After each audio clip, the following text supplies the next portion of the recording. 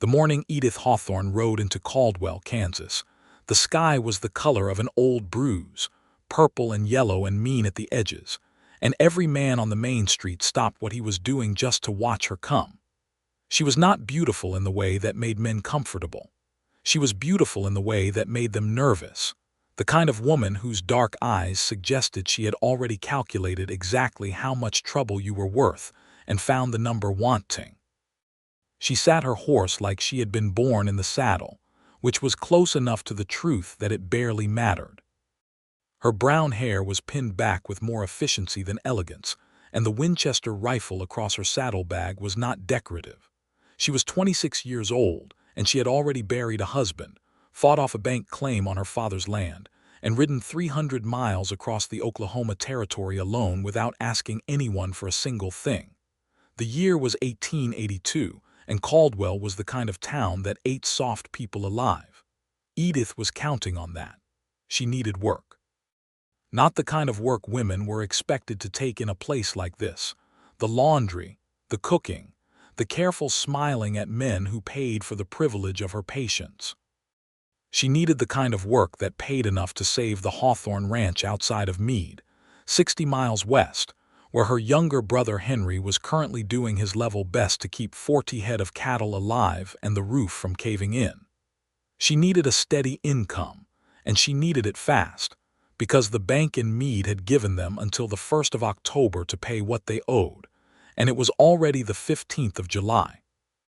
She tied her horse outside the sheriff's office because that was the one building in town that tended to have a bulletin board with actual information on it, rather than just wanted posters and lies. The bulletin board had 3 things of interest: a notice about a missing mule, a warning about a man named Cutter Briggs who had last been seen heading south toward the Indian Territory, and a handwritten card that read, "Ralston Cattle Company seeks experienced rider, knowledge of the territory preferred, pay negotiable, inquire within at the Golden Gate Hotel, room 12. Edith read it twice. Then she pulled it off the board and put it in her coat pocket. The man at the front desk of the Golden Gate Hotel looked at her like she was something he had stepped in, and she returned the look with the patience of someone who had been looked at that way her entire adult life and had long since stopped finding it interesting. "Room 12, she said. "I am here about the job." "That position is likely for a man," the desk clerk said, not unkindly, just with the casual certainty of someone stating an obvious fact, like the sky being blue or water being wet. "Then it is lucky that the card on the sheriff's board did not specify," Edith said, and she walked past him and up the stairs without waiting for his response. She knocked on the door of room 12, and the man who opened it was not what she expected. She had expected old. Cattle company men who put out notices like that were usually old and weathered and full of their own importance. Jonas Ralston was none of those things. He was 31 years old, with the kind of build that came from actual work rather than boasting about it, broad through the shoulder and lean through the waist, with hands that had clearly seen a rope and a fence post and a branding iron. His hair was dark brown, almost black, and he had not shaved in 2 days, which gave him a roughness that was offset entirely by the directness of his eyes. They were gray, his eyes, the color of a winter river, and they looked at her the same way she looked at everything, measuring, categorizing, coming to a conclusion before most people even knew a question had been asked. He looked at the card she held out to him. He looked at her. "Come in," he said, and he stepped aside. Edith walked in. The room was small and clean and smelled of leather and wood smoke. There was a map spread on the table, and she glanced at it automatically, reading the topography the way some people read words without effort, without thinking about it. She could see the trail routes marked in pencil, the water sources, the way the land curved between the Cimarron and the Arkansas. "You know the territory," he said. It was not a question. "I was born near Meade," she said.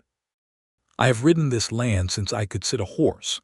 The job is riding scout for a cattle drive, 40 miles north to the rail station at Wichita. I have 800 head of longhorns, 12 hands, and a cook who is better at complaining than cooking. I need someone who can read the land ahead, find water, spot trouble before it becomes trouble, and not cause any new trouble in the process. How many days? 3 weeks if the weather holds, 4 if it does not. What is the pay? He named a figure. It was a good figure, better than she had expected, and she did not let anything show on her face except a mild attentiveness. I will need payment in advance, she said, half before we leave. He raised an eyebrow. I do not generally pay riders before they have done the work. I have a brother keeping a ranch alive 60 miles from here with very little help. I need to send him something before I leave so he can hire a hand for the season while I am gone. If you are not comfortable with that arrangement, I understand and I will find another way. But those are my terms. He looked at her for a moment and she could see him working through it. Not the money, she thought. He was working through her.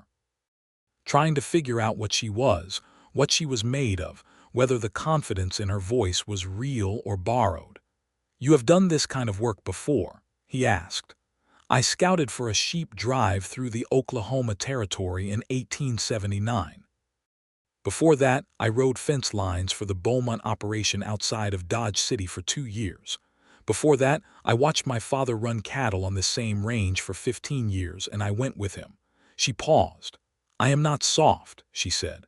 I want to be clear about that because I know you are looking at me and wondering if you will have to slow down for me or make allowances. You will not. But I am also not unreasonable, and I do not create problems where there are none. Something shifted in his expression. Not surprise exactly, more like interest. The kind of interest that sharpens rather than softens. I did not ask for soft, he said, and his voice was quiet and absolutely steady. I asked for honest. She met his gaze directly and held it. Then we understand each other. He extended his hand. Jonas Ralston, she shook it. Edith Hawthorne. His grip was firm but not performatively so, not the kind of handshake a man gives to prove something, just a straightforward acknowledgement of a deal being made between two people who intended to keep their word. The drive leaves day after tomorrow, he said. Dawn, south edge of town near the stockyards. I will be there. She was already at the door when he spoke again. Mrs. Hawthorne, he said, and there was a careful quality to his voice now, not tentative, just deliberate. The half payment. I will have it ready for you tomorrow morning. She turned. Thank you, she said. And she meant it cleanly and without embellishment, the way she meant most things. She rode out of Caldwell that afternoon and sent money to Henry through the telegraph office, with a short note that said she had work. She would be back by September, and he should hire Cal Dawes from the neighboring claim if Cal was willing, because Cal was reliable and not given to drinking on the job. She got a reply 2 hours later that said simply, Understood. Be careful. That was Henry, 22 years old and economical with words in a way that she had always admired. She slept that night at the edge of town under the open sky because she preferred it, with her saddle under her head and her rifle within reach, and the sound of the prairie wind moving through the tall grass like a long, slow breath. She thought about Jonas Ralston's gray eyes. She told herself it was irrelevant.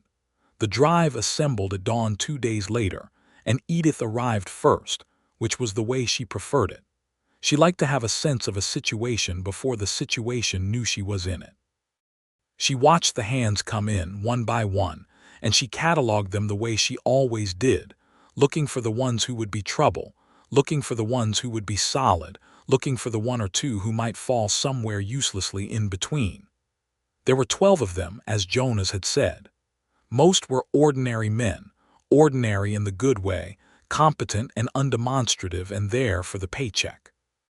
2 of them, a pair of brothers named Sutton and Wade Hicks, had the particular quality of men who tested things, and she filed that information away without reacting to it.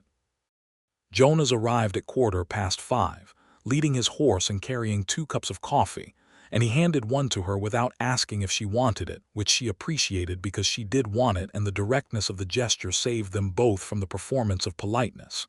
You ride ahead about a mile, he said, looking north at the land. You find anything that needs attention, you come back and tell me straight. If it is urgent, you fire once. If it is an emergency, you fire twice. And if I am dead. she said. He looked at her sharply, and then his mouth curved just slightly in something that was not quite a smile but was close to it. Then I suppose the lack of signal will be information enough.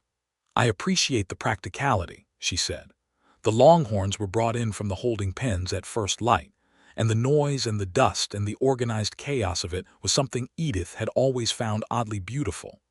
800 animals with their long sweeping horns and their massive dumb dignity, moving like a slow brown river, and the men around them working with the particular quiet competence of people who knew their business. Jonas moved through it all with a calm authority that was not loud or theatrical. He did not shout unless he needed to. He did not repeat himself. He made decisions quickly and cleanly and then moved on to the next thing, and Edith found herself watching him with a professional respect that was entirely separate from the fact that he was handsome, which she was also noticing, and which she told herself was also irrelevant. She rode out ahead, as agreed, into the wide and serious land. Kansas in July was a particular kind of beauty. The grass was tall enough to brush the belly of her horse in the low places, and the sky was so large that it felt less like a ceiling and more like an argument, something enormous and indifferent that reminded you constantly of your own small size. She found the first water source easily, a creek 2 miles north that was still running clean despite the dry summer, and she marked it and came back to report. The first 3 days were uncomplicated. They made good time, the cattle were manageable, and the land was cooperative. At night, the crew made camp, and Edith took her meals slightly apart, not unfriendly, just clear about the fact that her time was her own when it was her own. She tended her horse with the focused attention she gave to everything that mattered, and she kept her bedroll near the fire but not in the middle of the group. On the third night, Sutton Hicks sat down next to her uninvited. "You are a long way from a kitchen," he said, and his voice had the self-satisfied quality of a man who thought he was funny. Edith continued eating her beans. "So are you," she said, "and yet here we both are, managing adequately." Sutton Hicks's face shifted, and she could see him working out how to respond to something that was both an insult and entirely accurate. "Some of the boys are wondering," he said, changing the approach, "what exactly the arrangement is, with you and Ralston." She looked at him then, fully and directly, the way she had learned to look at men who said things designed to diminish. "The arrangement," she said, "is that I am doing the job I was hired to do. That is confusing to you. I am happy to speak more slowly." She heard a short sound from across the fire and glanced up to find Jonas Ralston watching, his expression carefully neutral, but his eyes bright with something that she was fairly certain was suppressed amusement. Sutton Hicks got up and walked away, and the matter was settled. Later, when the camp had gone quiet and most of the men were asleep, Jonas came and crouched near her fire with his own cup of coffee, and he said, "You handled that well." "It was not difficult," she said. "Most people would have either gotten angry or gotten quiet. You did neither. Getting angry gives them what they want," she said. "Getting quiet gives them the impression they have won something. The correct response to a man like that is to make him feel foolish without raising your voice." Jonas considered this. "You have had practice." "A great deal," she said, without bitterness, just with the matter-of-fact quality of someone reporting a fact about the weather. He sat down fully, his back against the same log she was using, and the proximity was easy rather than intrusive, the way two people who have established a mutual respect can sometimes exist in the same space without it needing to mean anything. "You said your father ran cattle," he said after a while. "Until he died," she said, 3 years ago." His heart gave out.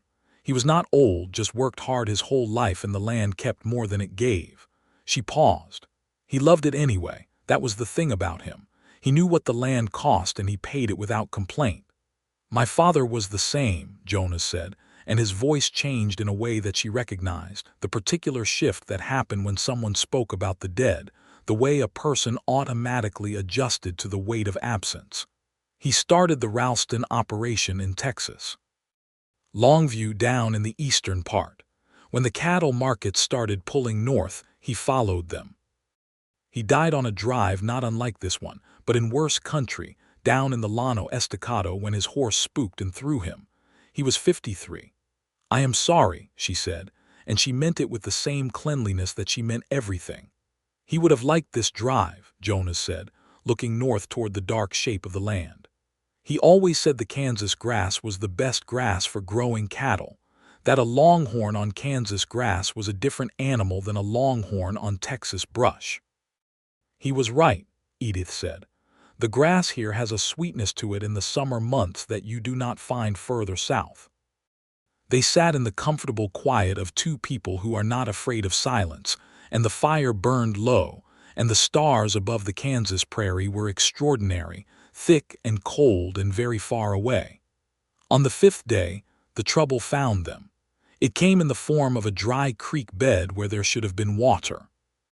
Edith had ridden ahead as usual and found the crossing point, and where the maps showed a reliable stream there was nothing but cracked mud and the ghost of water, the kind of dry that said it had been dry for weeks. She came back fast and found Jonas at the head of the drive. "The Sweetwater crossing is gone," she said. "Dry.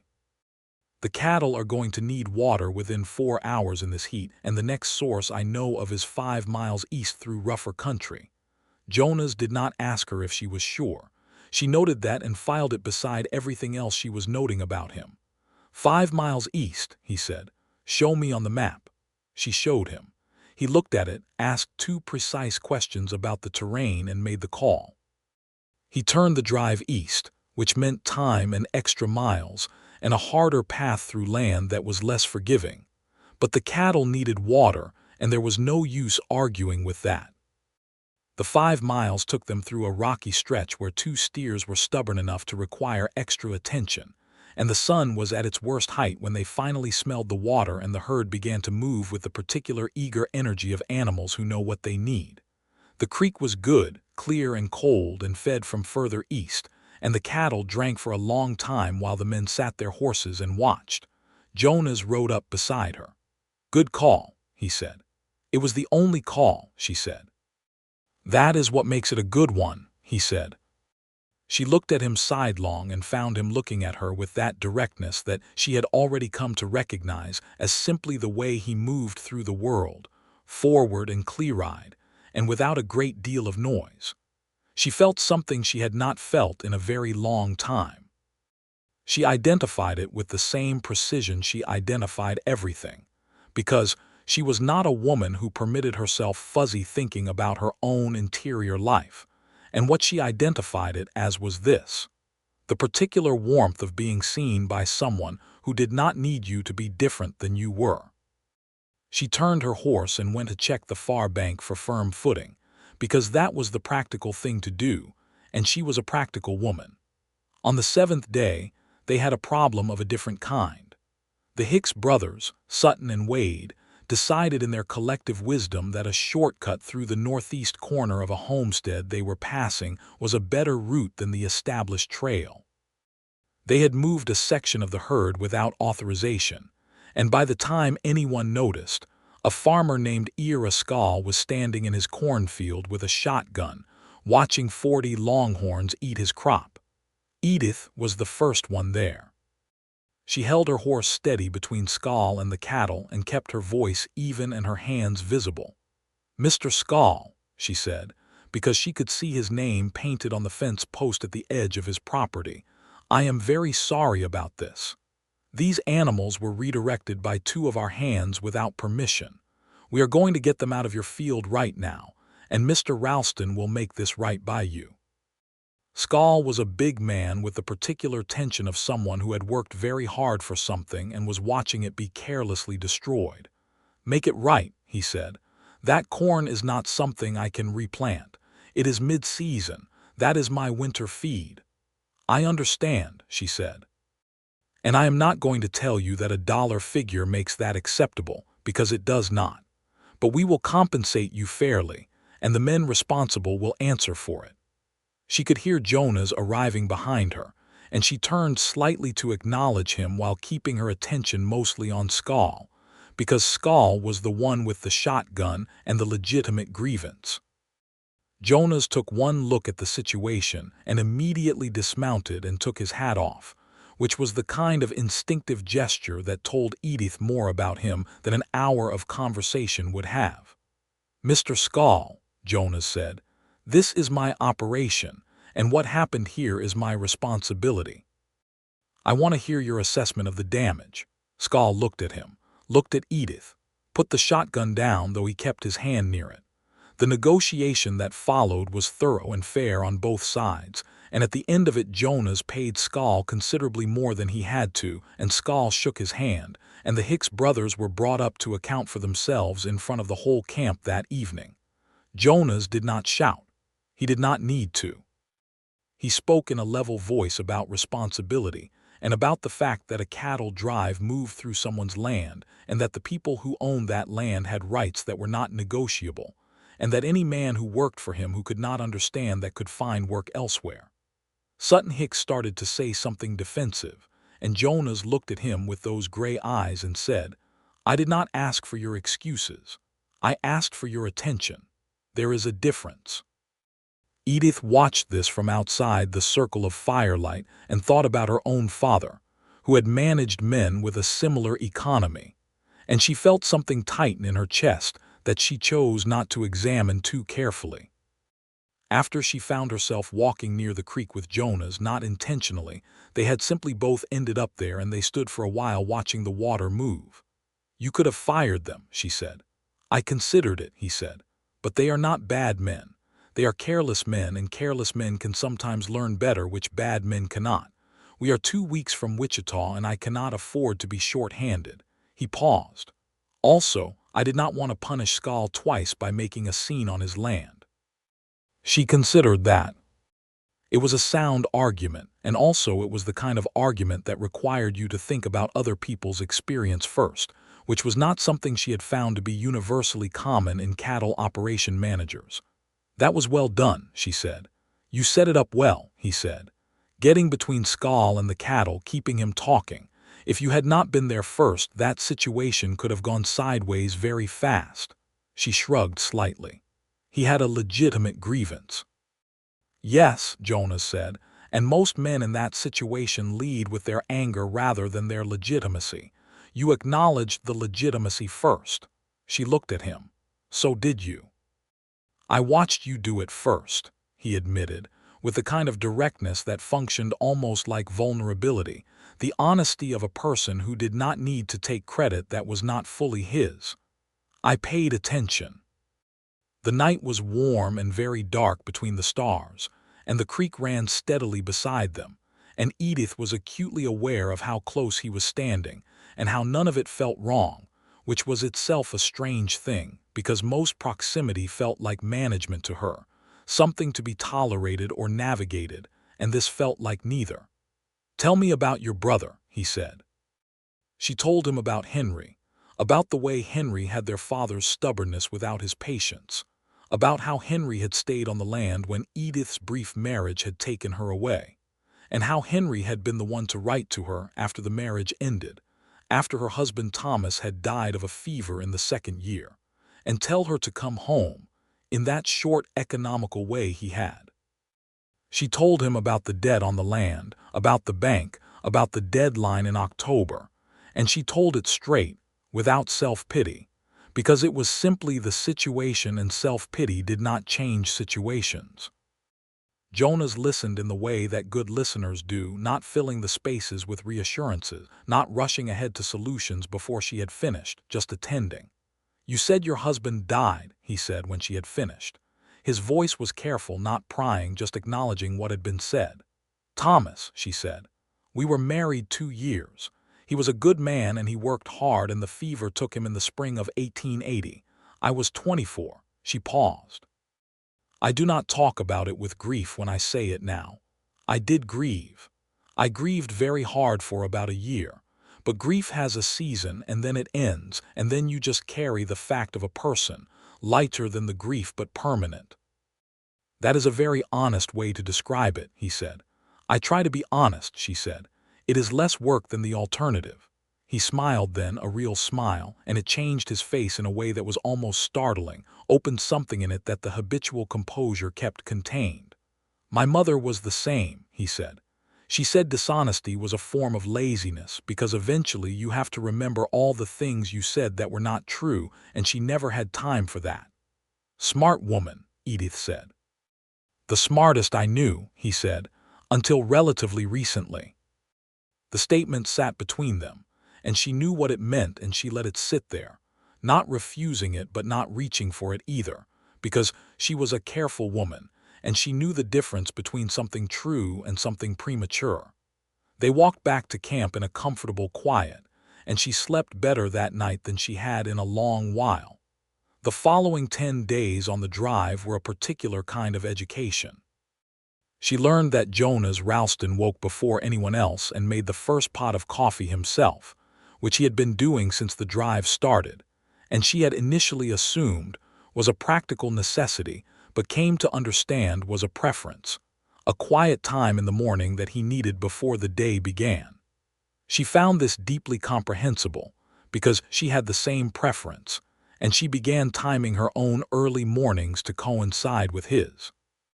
They would stand in the pre-dawn dark, with the prairie cold and silent and the cattle sleeping in their dark mass, and they would drink coffee and look at the lightening horizon, and they talked about everything with an ease that surprised her.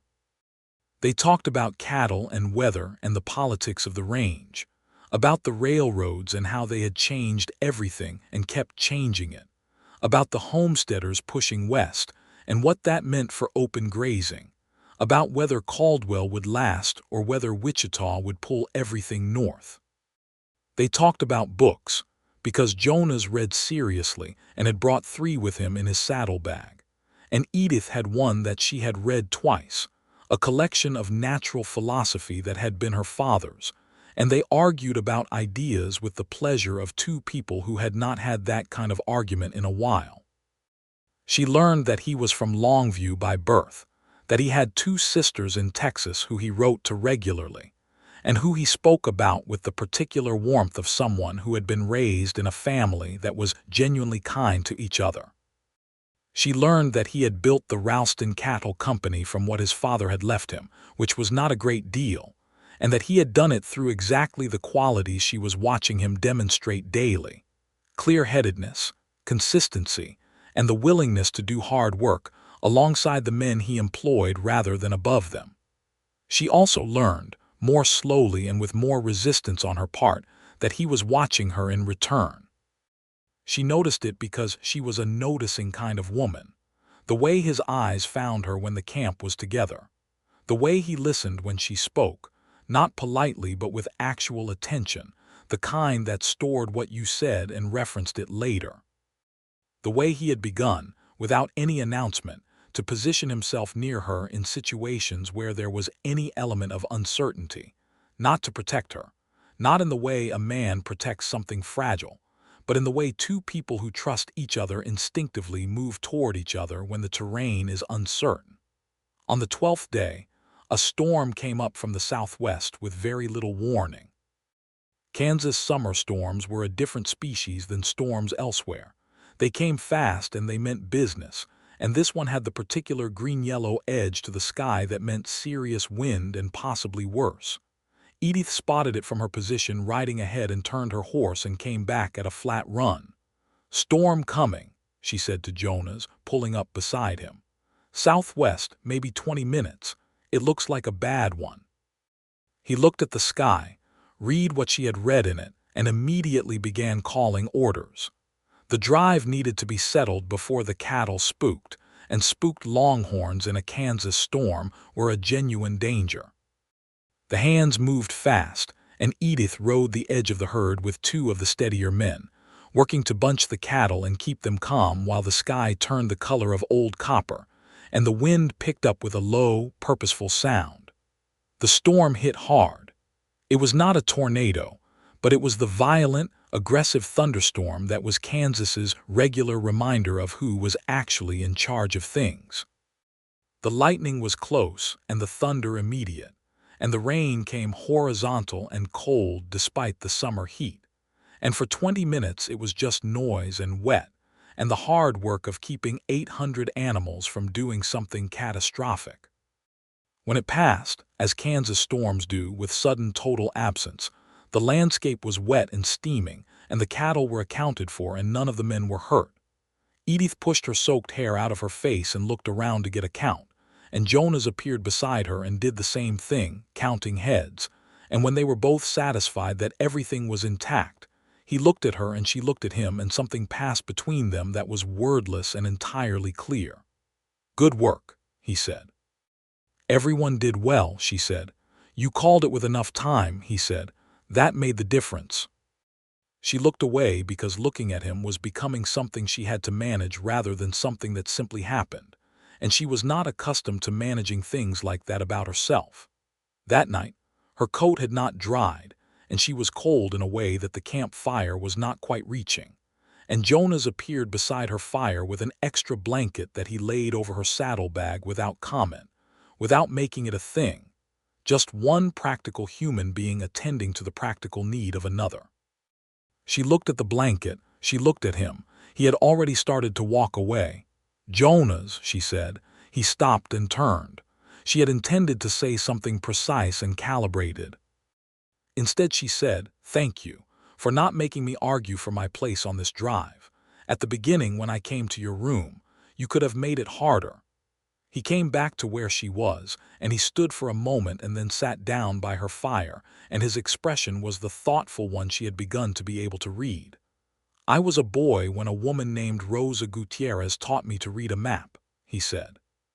"She was my father's foreman's wife, and she knew the land around Longview better than any man in the county, and my father used her knowledge regularly and paid her nothing for it, because that was simply how things were arranged then. I always thought that was wrong." He paused. "When you came to that door and showed me the card, I did not see a woman who needed to be handled. I saw someone who had come prepared to work. The rest of it was not my business." Edith was quiet for a moment. "Your mother raised you well," she said finally. "And Rosa Gutierrez," he said with that almost smile. She laughed then, genuinely, a short and unguarded sound that surprised her, and clearly surprised him by the way his expression shifted into something warmer. "There it is," he said quietly. "What? I was starting to wonder if you laughed." "I am selective," she said. "I noticed," he said. "I appreciated it more because of that." The fire was low between them, and the wet prairie steamed around the camp, and she pulled the borrowed blanket around her shoulders and did not pretend she had not done so. They were 14 days into the drive when Jonas got hurt. It was not a dramatic injury, and it was not his fault. It was the ordinary hazard of working around large animals in uncertain terrain. His horse stepped wrong in a hole concealed by long grass, and the stumble sent Jonas sideways, and he caught his left hand badly between his horse's neck and a fence post at the edge of a property line they were crossing. By the time he had his horse steadied and got down, his hand was swelling and his face had the controlled blankness of a man managing significant pain. Edith was the closest, and she was down off her horse before anyone else had fully registered what had happened. "Let me see," she said, and she took his hand in both of hers and looked at it with the dispassionate eye of someone who had dealt with injuries on a ranch her whole life. Not broken, she thought, but badly bruised, possibly with a small fracture in one of the outer fingers. The swelling was significant. "Can you move your fingers?" she said. He moved them slowly, one by one. "Yes," he said, through a jaw that was clearly clenched. "Nothing is broken in the main bones," she said. "But that outer finger may have a small fracture. It needs to be bound and kept still." She looked up at him. "You need to ride with it elevated for the rest of the day." He nodded. He did not argue or perform the kind of casual dismissal of injury that some men used as a display. He simply nodded and let her take the linen from the supply saddlebag and bind his hand with the neat efficiency of someone who knew what they were doing. While she was binding it, her hands working quickly and carefully, she was aware that he was watching her face rather than his hand, and she was aware that she did not mind this in the way that she usually minded being watched. "You have done this before," he said. "My brother broke fingers twice doing fence work," she said. "And I once broke 2 of my own fingers in a rope accident and had to bind them myself because my father was 2 miles away." She finished the binding and held his hand for a moment, checking the tension of the wrap. "Too tight?" she asked. "No," he said. "It is good." She became aware that she was still holding his hand and that neither of them had moved. She released it carefully and stepped back, and she was grateful for her own composure because her heart was doing something entirely undisciplined. "Ride easy today," she said, and she got back on her horse, and she went back to riding ahead because that was her job. That evening, Jonas managed camp one-handed with the particular stubborn competence of someone who was not going to let pain inconvenience everyone else. And Edith watched him and felt something she recognized now as the particular ache of caring about a person. The way their inconvenience becomes yours. The way you begin to take up space in someone's well-being without meaning to, and without being able to stop. She brought him a cup of coffee without asking if he wanted it. He looked at it and then at her, and he took it with his good hand. "You are going to have to do most of the navigation tomorrow," he said. "I can manage the men, but the mapping with one hand is going to be awkward." "I will handle the navigation," she said. "You handle the men, we will get there." "Yes," he said, and there was something in how he said it that was about more than the cattle drive. "We will." She sat down beside him, and it was the most natural thing, as natural as breathing, as natural as the way the grass bent in the wind, and she did not fight it. They talked late that night, longer than usual, about things that had nothing to do with cattle or terrain, about what came next for both of them, about the ranch she was trying to save, about what Jonas intended to do after the drive was done. He talked about buying land in Kansas, about the possibility of settling rather than continuing to drive, about whether a man could build something more permanent than a season's work. "Do you think about permanence?" he asked her. She considered the question seriously. "I think about the ranch," she said, "about keeping what my father built. That is a kind of permanence. And beyond that," she was quiet for a moment. "I was married," she said. "And I loved Thomas, in the practical way I think I was capable of at the time, but I am not sure I understood what it was to build something with a person rather than beside one. I understood it more as parallel work than as something shared." "And now," he said, and his voice was very quiet. She looked at him directly because she was not a woman who looked away from things. "I am beginning to understand the distinction," she said. The night held them both for a moment in its silence, and Jonas Ralston, who was a man who said things when he meant them and did not say them when he did not, reached across the space between them and took her good hand in his unbandaged one, carefully and without performance, and held it. She let him. They arrived in Wichita on the 21st day, which meant they had made it in the minimum time despite the storm, the detour, and Jonas's hand, which had healed well enough that he had stopped favoring it by the last week. The rail yards at Wichita were the loud, smelling, busy chaos of cattle commerce, and the transaction of selling 800 Longhorns to the buyers representing the eastern markets was something Jonas conducted with the same clear-eyed calm he brought to everything. Edith stood to one side during the negotiation, but Jonas pulled her in twice, once to confirm the condition of the animals based on her observations during the drive, and once to give her account of the water quality at the stops they had used, which the buyers wanted for their records. She gave both accounts with precision, and she saw the buyer's mild surprise at her presence become a mild respect when she spoke, and she noted this as simply more information about the world. After the cattle were sold and the hands were paid and the camp equipment was settled, and the Hicks brothers had gone their separate way with what she hoped was some improved understanding of their employer's expectations, Jonas paid her the second half of her wages. She held the money and thought about Henry, about the bank payment, about the 1st of October being 6 weeks away. "This will do it," she said. "I am glad," Jonas said. He was watching her with those gray eyes, and she had stopped pretending she did not notice the way they made her feel. They were standing in the yard of the shipping offices in Wichita, and the noise of the rail yards was all around them, and she thought, with a clarity that surprised her, that she did not want this to be the end of a thing. "What will you do now?" she asked.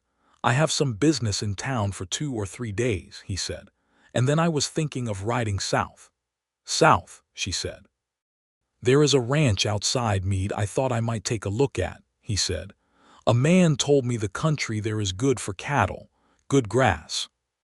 He said it with a straightness that barely concealed the smile under it. She looked at him. "Is that so?" "I have been told the grass there is particularly sweet in the summer months," he said, "that it is different from what you find further south." She felt the smile come, and this time she let it completely, and it was not selective or measured. It was the real thing, and she saw the way it landed on him, the way it opened something in his expression that was unguarded and brilliant. "You would be welcome," she said, "if you wanted to see the country." "Just the country," he said very seriously. "And whatever else happens to be there," she said. She rode south the next morning with enough money to pay the bank and enough clarity about her own heart to understand that the question was no longer whether she felt something but only what she was going to do about it. She sent a telegram from Wichita to Henry that said, "Arriving in 4 days. Have extra coffee. We may have a visitor." Henry's reply came within the hour. It said, "What kind of visitor?" She did not answer it because she was already riding. She reached the Hawthorne ranch in the late afternoon of the 4th day, and Henry was exactly where she expected him, mending fence at the east edge of the property, because Henry's response to uncertainty was to find something practical to fix. He was taller than she remembered, which happened every time she came back after an absence, and he had their father's way of standing, a particular straightness that was not arrogance, just a person fully occupying the space they stood in. He put down his fence tool and hugged her briefly and firmly, the way Hawthorne's hugged without excess. "You look different," he said, examining her face. "I am sunburned," she said. "That is not what I mean," he said. She went into the house and put the money on the kitchen table and told him what she had done, all of it, the drive and the route and the trouble with the creek and the storm and Iriscal's cornfield. Henry listened carefully and asked precise questions, which was his way of showing that he valued what she said. "And the visitor," he said, when she had finished the professional account. "He is the man I worked for," she said. "He may ride down in a few days. He wants to look at the country." Henry regarded her with the steady brown eyes they had both inherited from their father. "Does he?" he said. "He is a good man," she said. "I would not have mentioned it otherwise." Henry nodded once, with the compressed decisiveness of a Hawthorne, and that was the end of that conversation. She took the bank payment into Meade the following morning and settled the debt herself, standing at the counter of the Meade Savings and Trust while the clerk counted the money and stamped the receipt. And when she walked out with that receipt in her hand, she stood in the dusty Main Street and felt something loosen in her chest that had been tight for a very long time. The ranch was theirs, fully, finally, without condition. She let herself have that feeling for exactly 1 minute, and then she got back on her horse and went home. Jonas arrived on the afternoon of the 6th day after she returned, which was the 2nd day of September, and the Kansas high summer was beginning to cool at the edges in the way it did in September, still warm at midday, but with a clarity to the evening air that suggested change was coming. She saw him from the top of the rise where she had been checking the fence line on the north pasture, a rider coming from the east along the creek road, and she knew him immediately by the way he sat his horse, that particular easy authority she had memorized without meaning to over the 3 weeks of the drive. She did not ride down to meet him. She waited on the high ground and let him come up to her. He pulled up beside her and they both looked at the land for a moment. The Hawthorne ranch spread below them in the September afternoon, the grass moving in long waves and the creek line marked by the darker green of the willows and the cattle grazing in the low pasture. "You were right," he said, "about the grass." "I usually am," she said. He laughed and she loved the sound of it. Henry received him with the careful reserve of a young man who loved his sister, and was weighing the person who had appeared with clear significance in her life. The reserve lasted through supper, during which Jonas asked Henry direct and respectful questions about the operation, and listened to the answers with the same attention he gave to everything. And then it lasted through the pipe Henry smoked on the front step afterward. And then it did not last past the point where Jonas started talking about his father and the early years of the Ralston operation. When they had been running cattle on rocky Texas ground with not much more than determination and his mother's organizational abilities, and Henry began to visibly recognize a story that was not entirely unlike his own. By the time the evening was done, Henry's reserve had become something more like a guarded respect, which from Henry was almost effusive. Jonas stayed in the spare room, which had been the foreman's quarters before their father had died, and the foreman had moved on. And in the morning he was up before anyone else and had coffee made. And Edith came down to find him standing at the kitchen window, looking east at the light coming over the ridge. And she stood for a moment in the doorway and watched him, and she thought about how strange and how precise life was. That a handwritten card on a bulletin board outside a sheriff's office could bring you to this particular morning. He heard her and turned, and he handed her coffee, and they stood at the kitchen window together while the light grew. "The land east of your north pasture," he said, "the section that runs toward the creek bend, is that claimed?" She looked at him carefully. "No," she said. "It was part of an old homestead that was abandoned. The claim reverted years ago. It is open range." He nodded slowly, in the way he nodded when he was thinking something through that he had been thinking about for a while. "That Creek Bend section would carry another 60 head of cattle easily," he said. "Maybe 70 with the right management." "It would," she said. "A man could build something there," he said, still looking east. "Not just a season's work, something permanent." She set her coffee down on the windowsill and turned to face him fully, because she was not a woman who had important conversations sideways. "Jonas," she said. He turned to look at her, and his expression was open in the way it had been only in the late evenings on the drive, the composure set aside, just the man. "I am not soft," she said. "I want you to know that clearly, before anything else is said.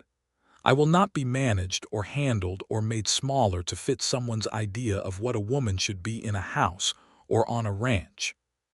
I am a practical person, and I do not do sentiment easily, and I will not pretend otherwise. That is who I am." He looked at her for a long moment, and then he said, in that quiet and absolutely steady voice, the same voice he had used in the hotel room in Caldwell when everything was just beginning, "I did not ask for soft. I asked for honest." She looked at him, and everything she was and everything he was, and all of the 3 weeks on the drive, and all of the mornings with coffee, and all of the conversations, and all of the careful, slow recognition of what was between them was in that moment, and she let it be, fully, without managing it or calibrating it or keeping it at a professional distance. "Then we understand each other," she said, and she meant it more completely than she had the first time. He stepped forward, and he took her face in his hands with the same care he had shown for everything that mattered to him, and she let him, and when he kissed her it was exactly like him. Direct and honest and without performance, just entirely real. Henry walked into the kitchen 15 minutes later and found them at the kitchen table with their coffee, sitting very close together, not touching but with the particular proximity of people who have crossed a line and are entirely comfortable on the other side of it. And he looked at his sister's face, and then at Jonas Ralston, and he said, with the Hawthorne economy of language, "You are planning to stay." It was not quite a question. "I am hoping to," Jonas said, and he looked at Edith as he said it. Henry poured himself coffee and sat down across from them and said, "The east fence needs 2 new posts, and the calf barn has a beam that wants replacing before winter." He paused. "I would not refuse help with either," which was Henry's way of saying welcome, and they all understood it. The weeks that followed were the best kind of busy. Jonas filed a homestead claim on the Creek Bend section, which was a straightforward process at the land office in Meade, and he brought two of his most reliable former hands down from Wichita, men named Carrasco and Briggs, not Cutter Briggs, a different Briggs. A compact and competent man named Samuel Briggs, who had worked for Jonas for 5 years, and whose primary characteristic was that he did every task asked of him with the same careful precision, regardless of whether anyone was watching. They built a small structure on the creek bend claimed first, practical and solid, with the understanding that it was a start rather than a finish. And they ran a fence line between the Ralston claim and the Hawthorne land that was not a division so much as a formality, since everyone on both sides of it was operating with the same purpose. Edith worked alongside all of them without self-consciousness, because this was her land and her knowledge, and she was not going to stand at a respectful distance while other people figured out things she already knew. Jonas never suggested she should, which continued to be the most fundamental thing about him, the way his actions aligned with his words without gaps or exceptions. In the evenings they sat on the front porch of the Hawthorne house while the September air turned golden and then cool, and they talked with the ease of people who had figured out the shape of each other, who had stopped performing and were simply present. Henry often joined them for part of the evening and then went to his room with a book, because Henry was a person who needed solitude the way other people needed company, and he had a quiet way of leaving without making anyone feel dismissed. One evening in the middle of September, Jonas and Edith were sitting on the porch steps and the stars were coming up thick in the east, and he said, "I have a question." "Ask it," she said. "I want to be here permanently," he said. "Not just through the winter, not just until the next drive. I want to build here alongside you and Henry, and I want to do that in the most complete and honest way possible." He paused. "I am asking you to marry me, Edith. Not because the arrangements are convenient or because it makes the land situation simpler, though it does, but because I do not want to imagine the mornings without you in them. Because I have not talked to anyone the way I talk to you, and I have not wanted to, and I understand now that that is not something to take lightly." She was quiet for a long moment. The prairie stretched away from them in the September dusk, and the cattle were dark shapes in the far pasture, and the creek made its patient sound. "When Thomas died," she said, "I decided that I would not give myself to something that small again, marriage as an arrangement. I told myself that if I ever did it again it would be different, it would be the real thing or nothing." She looked at him. "This is the real thing," she said. "And yes." He exhaled, and she heard the relief in it, and loved him more for the fact that he had been uncertain, that he had asked with genuine not knowing, that her answer had mattered enough to make him nervous. He kissed her, and the September stars came up above the Kansas prairie, and the land that her father had built and she had fought to keep, and he had come to help her hold stretched around them in the dark. They were married in October of 1882, in Meade, in the small church that served the farming and ranching families of the area. It was a weekday ceremony because there was too much work to take a full weekend, and the guests were Henry and Samuel Briggs and the Carrasco family, who had become a reliable presence at the ranch over the past weeks, and Ira Scahl, whom Jonas had invited because it seemed right to include a man he owed a debt of fairness to in a celebration of the life he was building. And Scahl had come in his best coat and brought his wife, a small, quiet woman named Agnes, who shook Edith's hand and said, "You have a good man there. I watched him on my property and I know." Edith said, "I know too." The minister was a practical man named Reverend Duffrey, who kept the service short and genuine. And when he said the words about speaking honestly and without pretense and cleaving to one another through whatever the land and the years might bring, Edith felt them as a description rather than a hope. Henry stood up with Jonas as his witness, having been asked, and having accepted in the Henry way, a brief nod and then practical preparation, which included polishing his boots without being asked.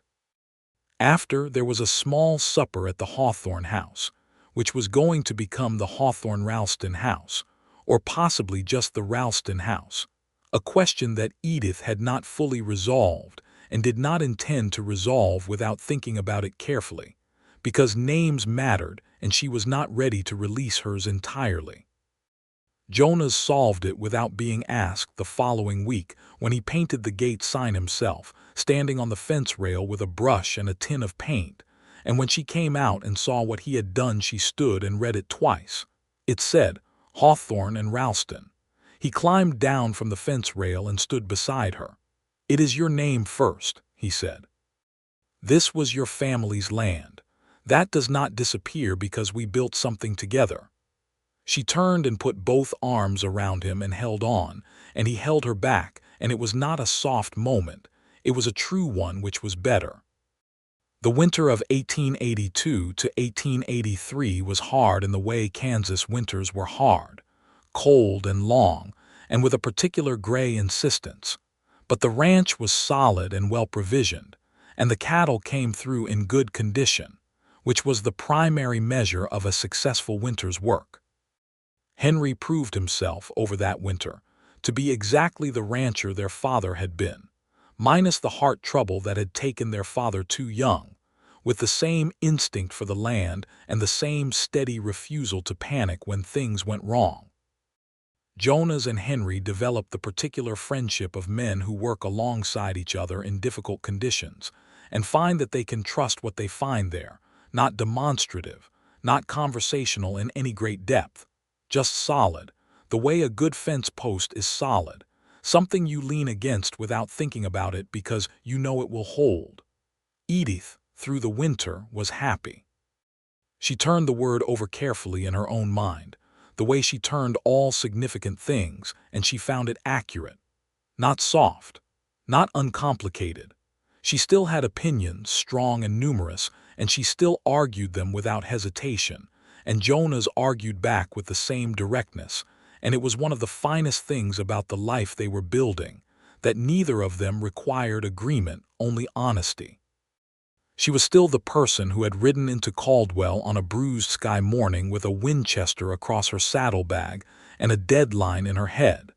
She was just not alone in it anymore. In the spring of 1883, she found out she was expecting a child. She told Jonas on a Tuesday morning at the kitchen table with the directness she brought to everything. "I am pregnant," she said. "I estimate 6 or 7 weeks along. The baby will likely come in November or December." Jonas set down his coffee cup. He looked at her face, and what moved across his expression was not the performed delight that some men offered in that moment, which had always struck her as slightly theatrical, but something rawer and more real, something that was surprise and joy and a kind of humility altogether, the expression of a person who has received something they understand to be significant. "November," he said.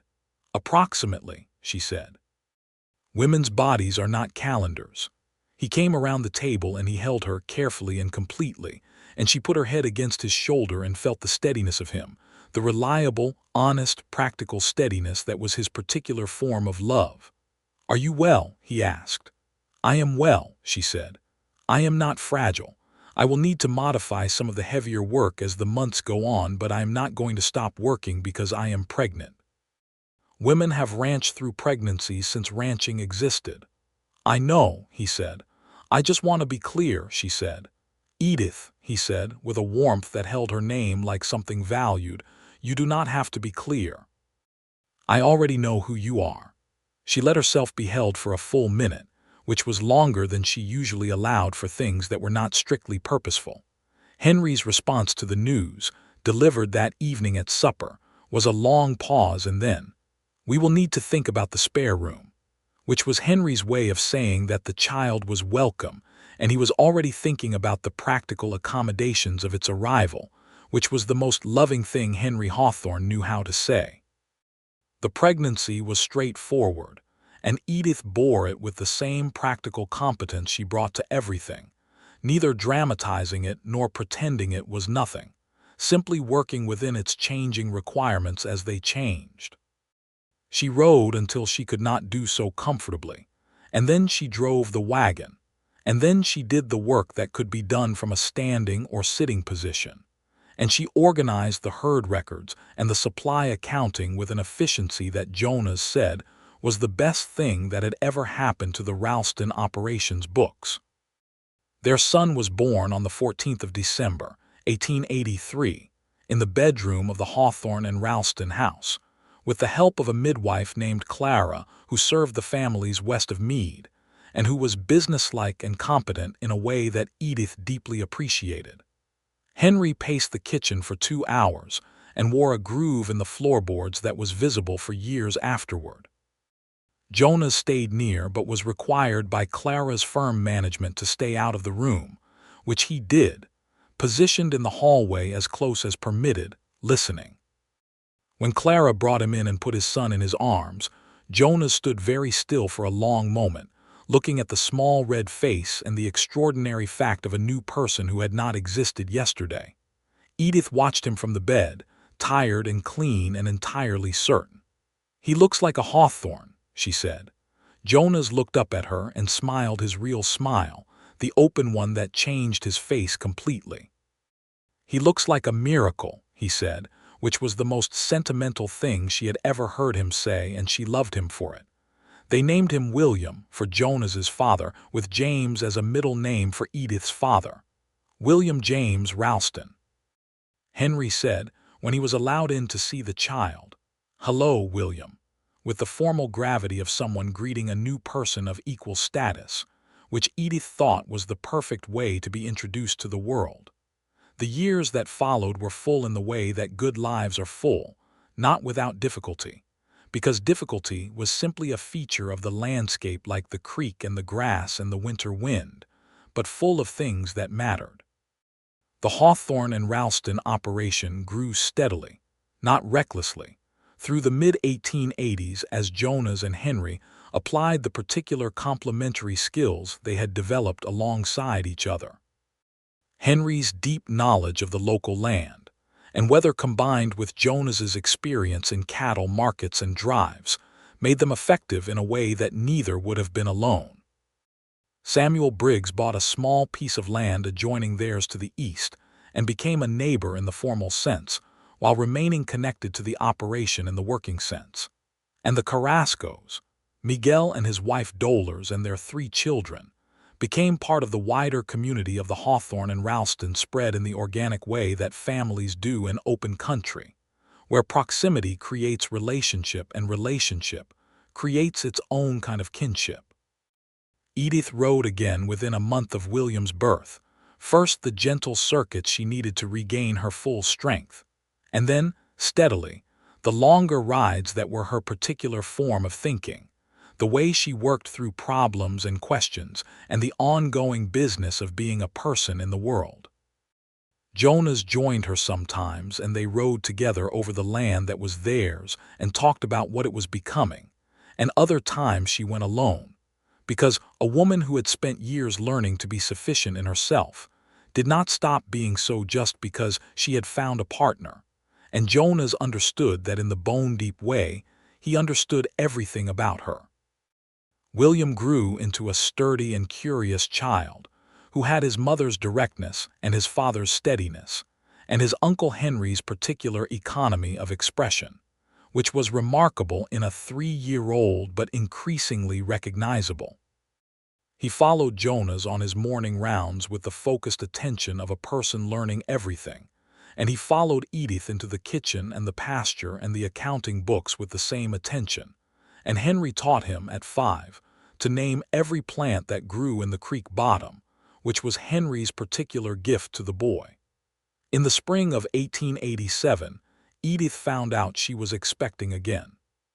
"Second child," she said, at the kitchen table with the same Tuesday morning directness.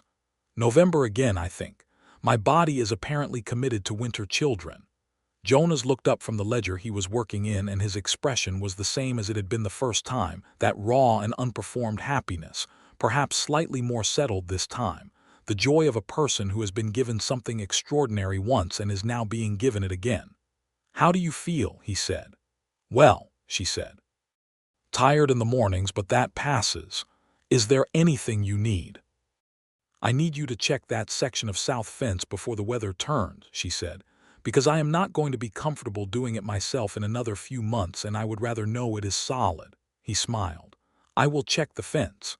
"And Jonas," she said, and her voice changed, became the voice she used only with him in the evenings at the late fires, the voice that did not have its professional armor on. "Yes," he said. "I am glad," she said. "About all of it, about you being here. About what we made here." She paused, because she was still not a woman for whom sentiment came easily, and he knew that, and it made the sentence she said next matter more than it would have from someone for whom it came freely. "I love you," she said. "I want you to know that I say that knowing what it means, and because it is completely true." He got up from the ledger and came around the table, and he crouched down beside her chair and took her hand, and he looked at her face with those gray Winter River eyes, and he said, "I know. And I love you, and I will know it is completely true every single day for the rest of my life." Henry walked in from outside and found them like that, and without changing his expression he said, "Coffee is ready," and went back out again, which was a very Henry way to give two people their moment while maintaining the dignity of everyone involved. Their daughter was born in November of 1887, healthy and loud, and with a quantity of dark hair that was immediately and obviously her mother's. They named her Clara, for the midwife who had been present at William's birth, and who had continued to serve the families west of Meade with the same businesslike competence.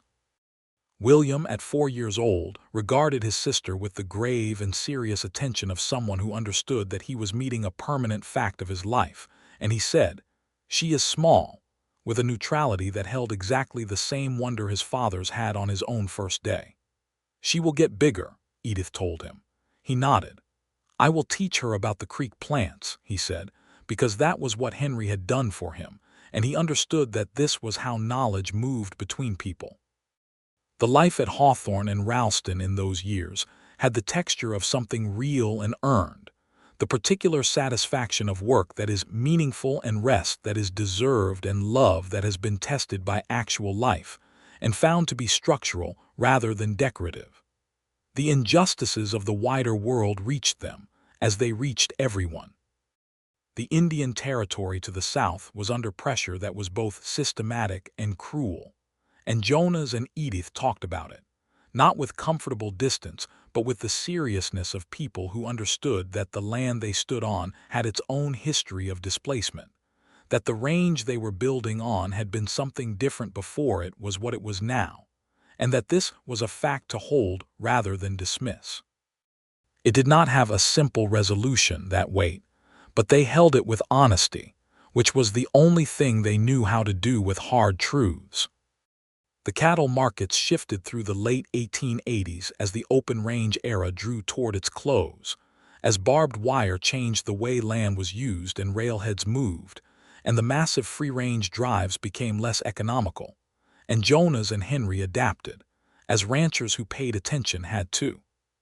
They moved toward a more settled operation, better fences, better management, a smaller and higher quality herd rather than the volume-driven model of the early drives.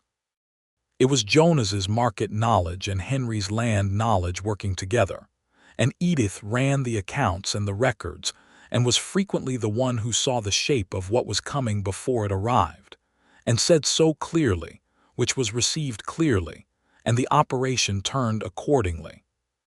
Henry, at 28, was a rancher of real ability and a person of settled character, and in the spring of 1888, he met a woman named Ruth at the Meade Church social that Edith had made him attend by the simple expedient of not giving him a choice about it. Ruth was the daughter of a wheat farmer to the north, a quiet and intelligent woman who had Henry's same reserve and an interior life that was clearly rich and complex, and they recognized each other, the way quiet people sometimes do, by the quality of each other's silence. They were married the following year, in the same church where Jonas and Edith had been married, and Henry did not pace when Ruth's first child was born because Ruth was more orderly than Edith about these things and told him exactly where to be and what to do, and Henry being Henry, he did exactly that. The child was a boy, Thomas, named for Edith's first husband in a gesture from Henry that was so quietly thoughtful that Edith cried when she heard it, briefly and without apology, which was the most openly she had cried in front of anyone since her father died. And Jonas, standing behind her, put his hand on her shoulder and said nothing, because he knew when silence was more than words. The Hawthorne and Ralston Ranch in the year 1890 was a different thing than the struggling operation Edith had ridden away from in July of 1882, but it was recognizably the same thing too. The same creek, the same north ridge, the same grass, the same particular way the light came over the ridge in the morning. Her father's work was in the bones of it, and she had not let it die, and what had grown up alongside it was something she had built with her own hands and with Jonas's hands and with Henry's steady, stubborn, faithful work. William was 6 years old and clear-eyed and already spending every possible hour in the saddle, which pleased Jonas quietly and intensely. Clara was 3, and in the process of discovering that she had a very great deal to say about everything, which pleased Edith with the same quiet intensity. One evening in September of 1890, Edith and Jonas sat on the front porch in the cooling air, as they had sat so many evenings, and the stars were coming up, and the land was quiet around them with the particular deep quiet of a place that is healthy and settled. "Do you remember," Jonas said, "the morning you came to my door at the Golden Gate Hotel?" "I remember every part of it," she said. "You stood there and held out that card," he said, "and I knew in the first 30 seconds that you were the most remarkable person I had encountered in a very long time. I did not know what to do with that information immediately." "I noticed you looking," she said. "You noticed everything," he said. "I notice when something matters," she said. He looked at her with those gray eyes that she had been reading for 8 years now and knew as well as she knew the creek and the ridge and the morning light. "You matter to me," he said, "more than I have the words for, and I have looked for the words quite a few times." "You have good words," she said. "You have always had good words. You just do not use them carelessly. I learned that from my mother," he said, "and I married a woman who understood it." She leaned against him, because it was September and the evening was cool and he was warm and solid beside her, and he put his arm around her, and they sat there on the porch of the house that was hers and his, on the land that her father had built and she had saved, and they had grown together. And the stars over the Kansas prairie were exactly what they had always been, vast and cold and indifferent to human time, and beautiful for exactly that reason. Clara's voice came from inside the house, not distressed, just the ongoing verbal processing of a 3-year-old working through the world, and William's lower voice answered her with the composed big brother authority he had already fully inhabited, and Henry's light was on in the far end of the house where he and Ruth lived in the addition Jonas and Henry had built in the spring, and everything was in its place. Every thread of the life she had made was gathered and present. "Jonas," she said. "Yes," he said. "I am not soft," she said. She said it the way she had said it the first time, plainly and without apology, but she said it now with the small internal smile of someone quoting something that has become part of the grammar of their love. He held her closer, and his voice was warm against her hair. "I did not ask for soft," he said. "I asked for honest." She turned her face up, and he bent his head, and they kissed in the September evening on the porch of the Hawthorne and Ralston Ranch. And the prairie was dark and alive around them, and everything had been said, and everything had been answered, and there was nothing left open, nothing unresolved, nothing that time and honesty and the particular steady love of two people who chose each other clearly had not brought to its right and complete ending. They stayed there on the porch until the stars were fully up and the night was deep, and then they went inside, to the house they had built together, to the children they had made together, to the life that had begun with a card on a bulletin board and a knock on a hotel room door, and two people who decided, separately and then together, that honesty was not a limitation but the truest form of love there was. The gate sign at the edge of the property caught the moonlight as it had caught it for 8 years, the paint weathered but legible, the letters her husband had set down with a brush, and a tin of paint on a day when she had not yet known how much she would love him for it. Hawthorne and Ralston, both names, together, first and second, without hierarchy, without anyone having to disappear into the other, just two things that were also one thing, the way the creek and the prairie were separate and also the same landscape, the way the morning and the evening were different and also the same day, the way two honest people could be themselves completely and still be, in all the ways that counted, entirely one. The Kansas night settled over it all, and the cattle grazed in the far pasture, and the creek made its patient sound, and the light in the window of the Hawthorne and Ralston house burned steady and warm until very late,